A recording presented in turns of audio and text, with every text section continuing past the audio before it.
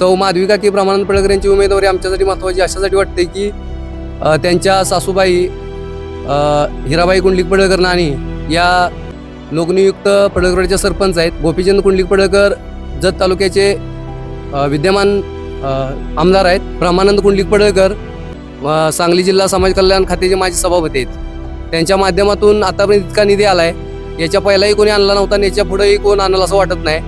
आणि याच्यातून जी काही कमतरता असेल त्या सौ माधविका की ब्रह्मानंद पडळकर या आमच्या जिल्हा परिषदेच्या अध्यक्षा झाल्यानंतर त्या सर्व आमच्या इच्छा आकांक्षा पूर्ण होतील. आमच्यासाठी भरपूर कामं झालेली आहेत, म्हणजे शाळेच्या बाबतीत असतील, मंदिर असतील, आरोग्य असतील, शैक्षणिक असतील. म्हणजे आता सध्या तरी आम्हाला असं वाटत नाही कुठलं काम शिल्लक आहे आमच्या गावामध्ये.